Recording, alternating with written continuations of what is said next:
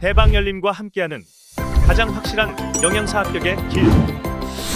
영양사 강의 진행 20여 년 이상, 수많은 합격생들이 추천하는 영양사 특강 열림 영양사 실전 모의고사 제1판 대표저자 5인. 가장 진화된 최신 영양사 수험서. 유사상호를 주의하세요.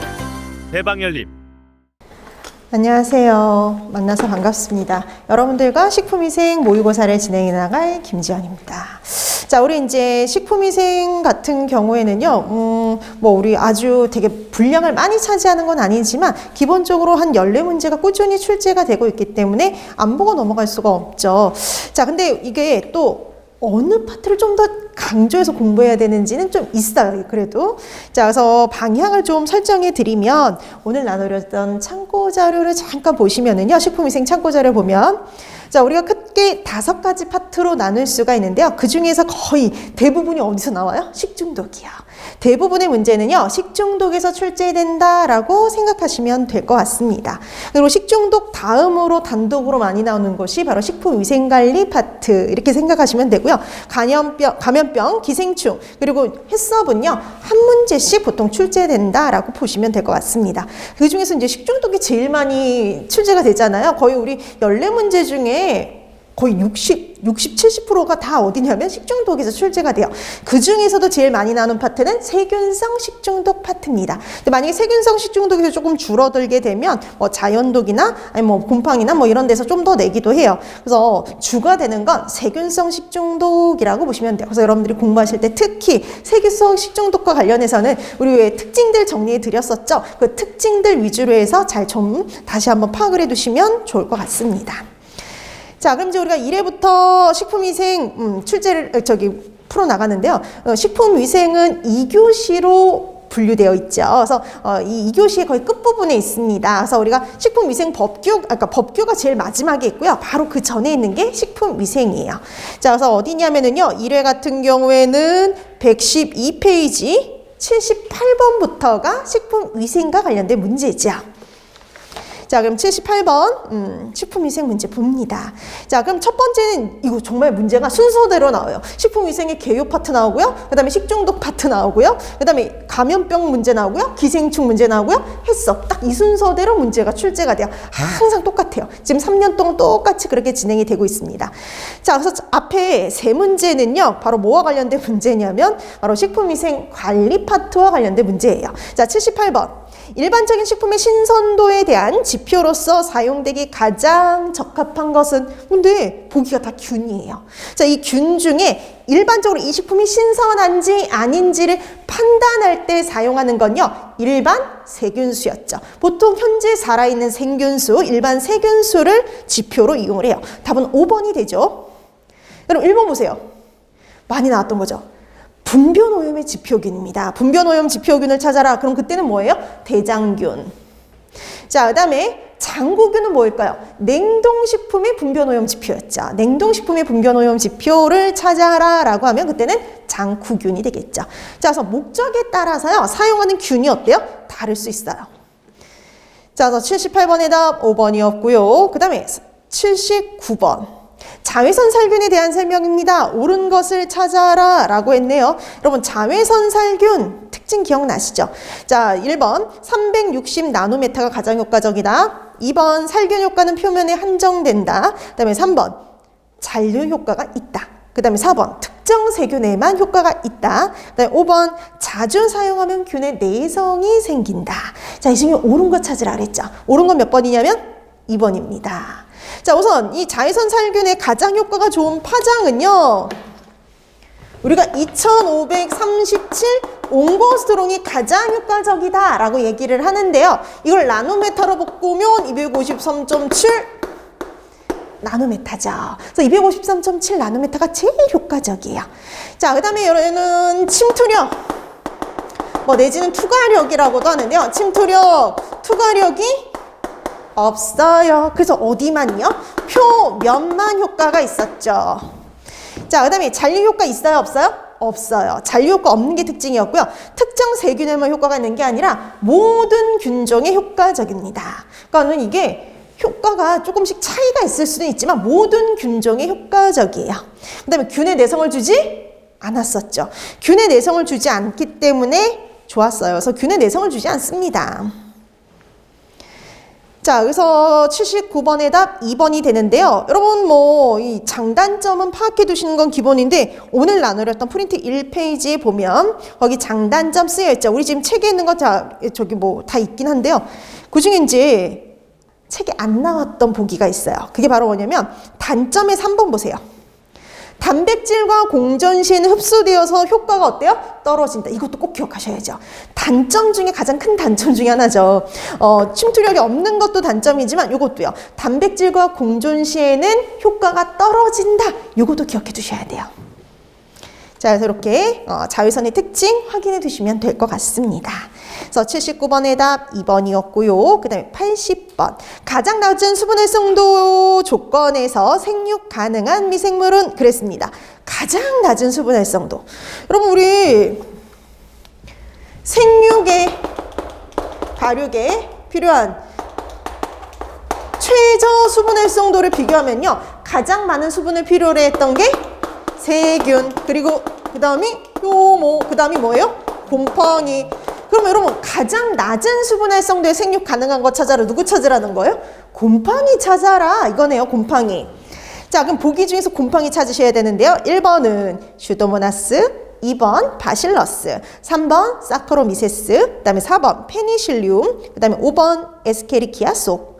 자, 이 중에서 그러면 곰팡이가 있어요. 보기 중에 몇 번이 곰팡이에 해당이 되냐면 4번이죠. 페니실리움이요. 이 페니실리움이 곰팡이에요. 그러니까 보기가 세균, 효모, 곰팡이로 구성이 된 게 아니라 어때요? 실질적인 효모의 이름, 세균의 이름, 곰팡이의 이름이 나왔죠. 그러니까 이거 구분하는 연습하셔야 돼요.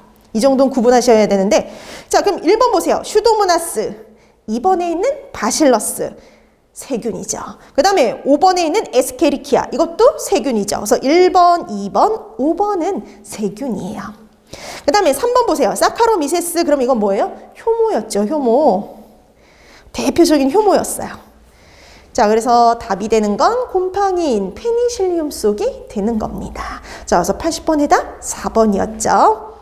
그러니까 우리 쪽에서는 이 문제가 아직 나온 적은 없는데 위생사에서 이렇게 비슷하게 해서 시험 문제가 출제가 됐어요. 그래서 이렇게 우리랑 비슷한 이런 데서 나왔으면 한번 좀 봐두시면 좋죠.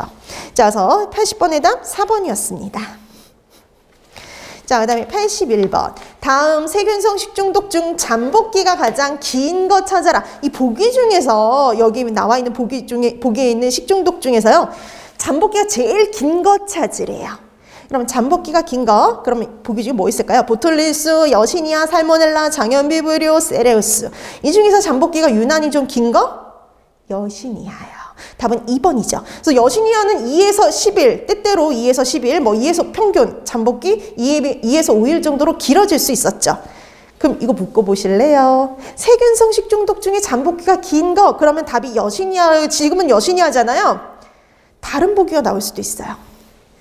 여시니아 말고 잠복기가 보통 우리가 몇 시간 이런 식으로 표시하지만 며칠로 표시하는 애들이 있단 말이죠. 지금 나와 있는 여시니아. 그 다음에 또 뭐 있었어요? 캠필로박터. 그 다음에 장출혈성 대장균. 장출혈성 대장균 감염증. 이거 같은 경우도 여러분 이거 기억나세요? 장출혈성 대장균 식중독도요. 여러분 잠복기가 3일에서 8일 정도로 길어질 수 있었죠. 여러분 장관출혈성 대장균의 가장 대표적인 거 누구였어요? 이콜라이 5157.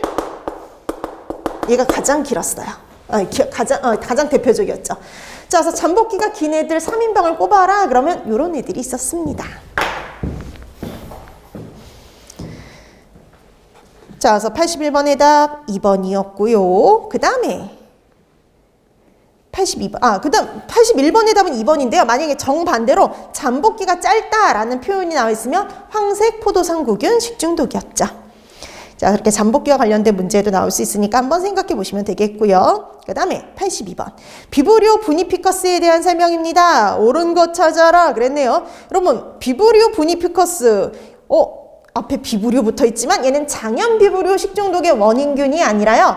비브리오 폐혈증의 원인균이었죠. 자, 그래서 비브리오 폐혈증의 원인균이 바로 비브리오 부니피커스 이렇게 보시면 돼요. 자, 이 비브리오 부니피커스 앞에 비브리오 붙었으니까요. 얘들 그람 음성균이죠. 그람 음성 간균이고요. 그리고 그럼 음성균들 포자 안 만들었죠. 포자 안 만드니까 열이 어때요? 약해요. 몇 도로만 가열해도요. 60도로만 가열해도 섬열이 가능하죠. 그 다음에 얘도 그 흔한 통성혐기성 간균입니다. 편모 있어서 운동성 있었고요. 그 다음에 여러분 가장 큰 특징이 뭐였어요? 호염균이요. 얘도 바로 호염균이죠. 1 내지 3% 염농도를 좋아하는 호염균이다. 호염균이었던 거. 그 다음에 얘가 비브리오 폐혈증의 원인균이라는 거. 그게 중요한 거죠. 자, 그래서 이 비브리오 부니피커스는요, 비브리오 폐혈증의 원인균이고요. 얘 같은 경우 호염균이에요. 그래서 바다에서 존재하는 균이죠. 자, 그래서 82번에다 4번이었습니다. 자, 그 다음에 83번.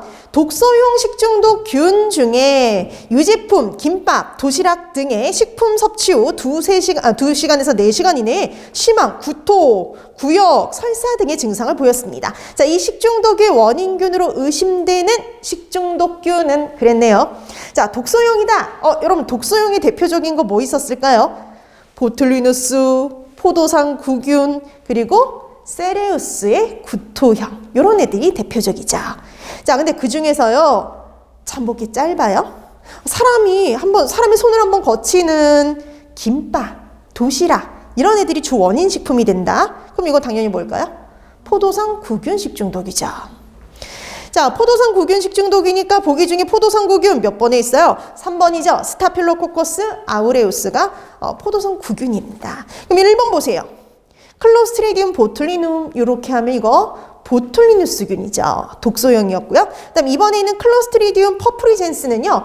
중간형이었죠. 그 다음에 4번에 있는 비브리오 파랄몰리티커스 이게 바로 장염 비브리오 식중독의 원인균이죠. 감염형입니다. 자, 그 다음에 5번에 있는 살모넬라 엔테리티디스 살모넬라 식중독의 원인균이죠. 감염형입니다. 자, 83번의 답 3번이 되죠. 자, 83번의 답 3번이 되는데요. 오늘 나눠드렸던 프린트 잠깐 보시면은요. 여러분, 독소용 식중독의 공통점 있었던 거 기억나세요? 발열 증상이 거의 없는 거. 그거 기억해 두셔야죠. 자, 그래서 이 독소용들은 거의 발열 증상이 없다라는 거. 그리고 황색 포도상 구균 보세요. 자, 보통 구균 붙으면 그람 양성의 포자를 만들지 않는 통성염기성 구균이죠. 근데 얘만의 특징, 편모가 없다는 거.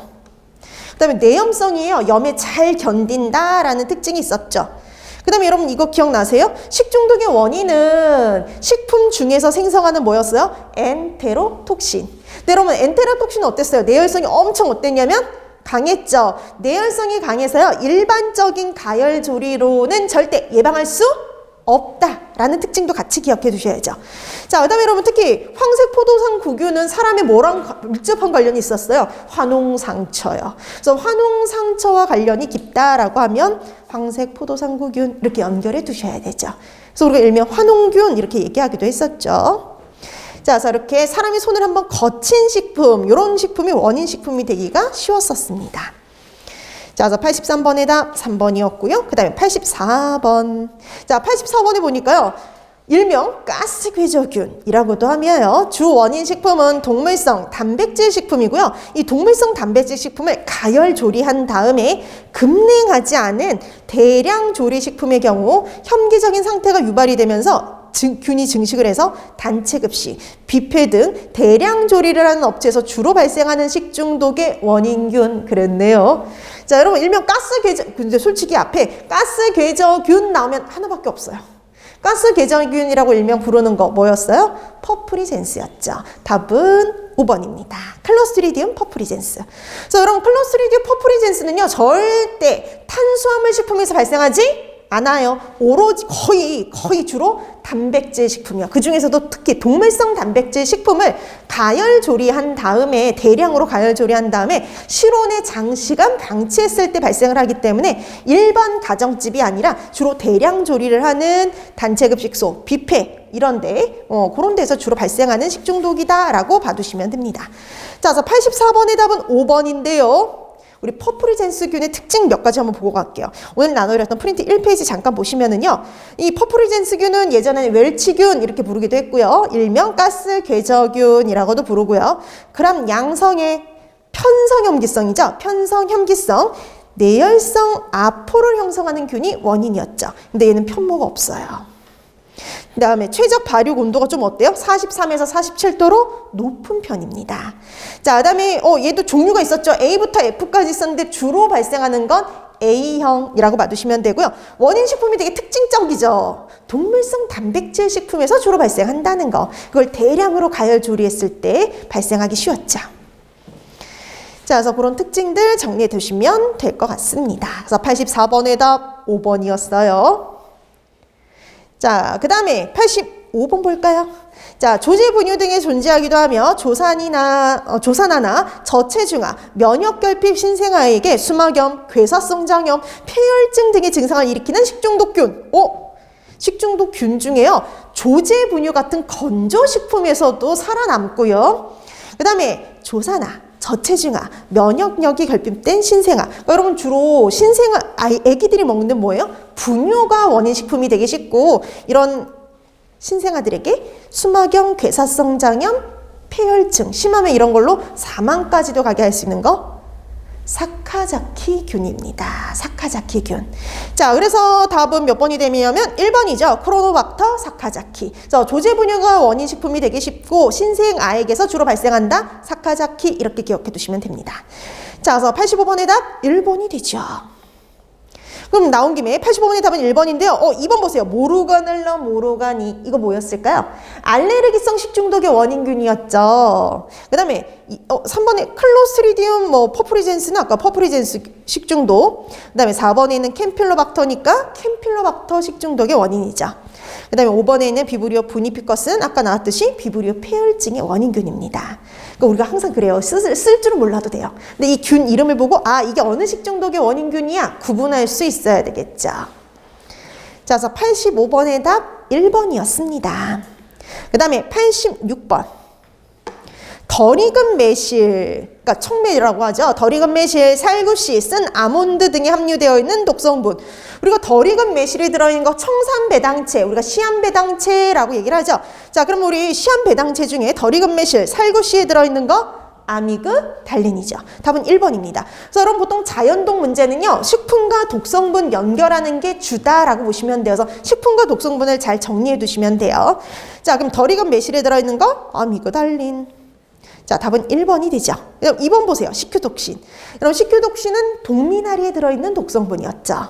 그 다음에 리신 그러면 피마자에 들어있었고요. 그다음에 무스카린 그러면 독버섯이었고요. 솔라닌 그러면 싹이랑 감자에 들어있는 독성분이죠. 자, 그래서 86번의 답 1번이었습니다. 자, 그 다음에 87번. 곰팡이가 생성한 아플라톡신에 대한 설명입니다. 옳은 거 찾아주세요. 라고 되어 있네요. 자, 여러분 아플라톡신과 관련해서는 이렇게 조금 긴 문장의 문제가 나오기도 해요. 그래서 옳은 거 옳지 않은 거 찾는 문제. 자, 이거 가기 전에 오늘 나눴던 프린트에 있는 내용 잠깐 보고 가실까요? 자, 여러분 아플라톡신 간단하게는 이렇게 나오기도 해요. 아플라톡신을 생성하는 원인 곰팡이는 이렇게 시험 문제가 출제가 될 수도 있죠. 자, 아플라톡신을 생성하는 건 아스페르길루스 플라버스, 아스페르길루스 파라시티커스인데요. 주로 플라버스가 시험 문제에 출제가 됩니다. 자, 특히 아플라톡신은요. 온도, 습도 높을 때 잘 발생을 해요. 그래서 온도 25에서 30도, 그 다음에 습도 80에서 85% 이상, 식품 내 수분이 16% 이상일 때 특히 잘 생성이 돼요. 주로 원인이 되는 건요. 곰팡이 특히 어디 잘 펴요? 탄수화물이 풍부한 곡류야. 근데 여러분 특이한 식품이 있었어요. 아플라톡신은요. 땅콩, 우유도 원인 식품이었죠. 땅콩, 메주, 우유 이런 데에서 발견될 수 있다라는 말이 붙으면 아플라톡신의 특징이었어요. 자, 그 다음에 우리 종류 블루, 푸른색인 거 B1, B2. 그 다음에 우유에서 발견된다 그래서 M1, M2. 그 다음에 녹색 있었죠? G1, G2. 이 중에서 가장 독성이 강한 거 가장 독성이 강한 거 B1이었죠. B1이 가장 발암성이 강했었어요. 자, 그래서 여러분 이 아플라톡신은요, 간장독이고요, 발암성이 있었죠. 그래서 간암을 유발할 수 있었어요. 자, 그 다음에 270에서 280도로 가열해야지 분해가 돼요. 여러분 270 정도, 280 정도로 가열해야 되잖아요. 그러면 일반적인 가열 조리로는 절대 파괴할 수가 없다는 소리예요. 그래서 집에서 그냥 100도씨 정도 가열하는 걸로는요, 절대 파괴시킬 수 없어요. 근데 여러분 이게 얘만 그럴까요? 동물성 자연독, 그리고 곰팡이독이요. 그래서 동물성 자연독과 곰팡이독은요, 모두 다 일반적인 가열 조리로는 절대 파괴할 수 없다. 이렇게 묶어서 기억해 두시면 돼요. 자, 그 다음에 뭐 물에 용해되지 않고요. 그 다음에 자외선, 뭐 방사선 이런 데는 불안정할 수 있어요. 자, 이렇게 해서 아플라톡신은 좀 특징까지 기억해 주세요. 그래서 이게 옳은 거 옳지 않은 문제, 얘는 옳은 것과 이런 거 찾으라는 문제가 간혹 나옵니다. 자, 그럼 87번으로 돌아가서 옳은 거 찾아봐야죠. 1번, 페니실리움 속이 아니라 아스페르길루스 속 곰팡이가 생성했었죠. 그 다음에 2번, 독성은 아플라톡신 M1이 가장 강한 게 아니라 M1이 아니라 B1이 제일 강했죠. 자, 그 다음에 3번, 수분 활성도를 낮추면 생성을 방지할 수 있다. 그쵸? 우리 아까 수분 활성도가 16% 이상이어야 되는데 그거보다 낮춰주게 되면은 생성을 좀 줄일 수 있죠. 자, 그 다음에 4번, 100도씨에 10분. 이 정도 가열에선 절대 파괴시킬 수 없어요. 그 다음에 단백질이 풍부한 육류요? 육류가 아니라 어디에서요? 곡류요. 탄수화물이 풍부한 곡류, 우유, 땅콩 이런 데가 주 오염원이죠. 자, 그래서 이 중에 옳은 것 찾아라. 3번이 됩니다. 자, 그래서 87번의 답 3번이었고요. 그 다음에 88번. 폐광주에서 재배한 농산물을 장시간 섭취한 사람에서 체내 칼슘을 배설을 증가시켜서요. 골련화증, 폐광 나왔고요. 골련화증 얘기 나오면 하나밖에 없죠. 뭐밖에 없어요? 카드뮴입니다. 답은 2번이죠. 여러분 카드뮴과 관련해서 기억할 거 두 가지가 더 있어요. 여러분 얘는 뭐 가장 대표적인 증상이 골련화증이지만 모두 일으켜요. 단백 요증상. 일본에서 있었던 이타이타이병의 원인 물질이었죠. 이타이타이병. 그래서 간단하게도 나와요. 이타이타이병의 원인 물질은 이렇게요. 자, 그 다음에 한 가지 더. 수은도 기억하셔야죠. 이건 미나마타의 원인이었죠. 미나마타. 자, 미나마타병의 원인은 수은 중독이었습니다. 그때 원인 식품이 뭐였어요? 어류요. 생선들이 문제가 됐었죠. 자, 수은의 어류에 축적되어서 그걸 섭취한 사람들에게서 증상이 나타났던 게 특징이었죠. 자, 그리고 대표적인 증상은 신경과 관련된 증상을 보여요. 왜냐하면 중추신경이 축적이 되기 때문에 보통 신경과 관련된 증상을 보였었죠. 수은은. 자, 그래서 88번의 답 2번이었습니다.